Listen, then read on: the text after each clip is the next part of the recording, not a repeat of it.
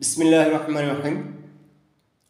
আজ আমি আপনাদেরকে দেখাবো গ্যালিলিও স্যারের পরন্ত বস্তুর সূত্র থেকে কিভাবে বেগ এবং সরণের সূত্র বের করা যায়।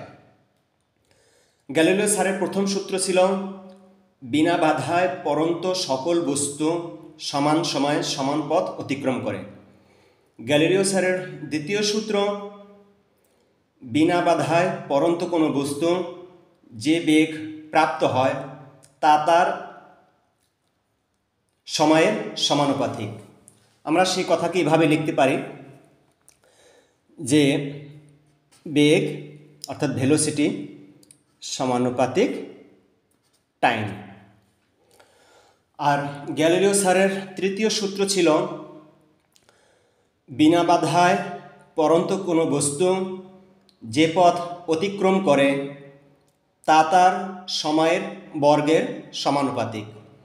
তাহলে আমরা সেটাকে লিখতে পারি এস অর্থাৎ সমানুপাতিক, অর্থাৎ এস মানে সরণ সমানুপাতিক টি স্কয়ার, তার সময়ের বর্গের সমানুপাতিক। তাহলে আমরা সমানুপাতিক ধ্রুবকের ব্যবহার করব।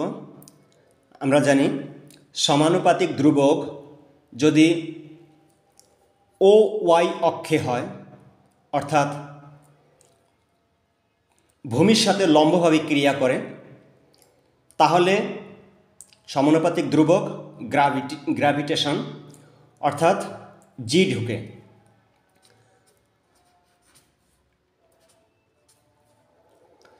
গ্যালিলিও স্যারের পরন্ত বস্তুর সূত্রে শর্ত হিসেবে দেওয়া হয়েছিল মুক্ত অবস্থায় পরন্ত বস্তু, অর্থাৎ যার শুরুতে কোনো বেগ থাকবে না। যদি তার শুরুতে কোনো বেগ থাকে তাহলে তা এই সূত্রের সাথে সংযোগ হয়ে যাবে। আমরা ধরে নেই তার শুরুতে বেগ ছিল ইউ, তাহলে আমার সূত্রটা দাঁড়ালো V is equal U plus GT.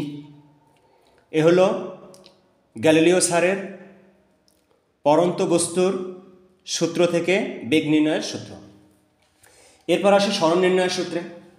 এখানে আমরা সমানুপাতিক ধ্রুবক হিসাবে আমরা গ্র্যাভিটি নিব, অর্থাৎ গ্র্যাভিটেশন নিব, এবং যেহেতু সময়ের ঘাত হচ্ছে 2, যোগজ এর নিয়ম অনুসারে সেই ঘাত তার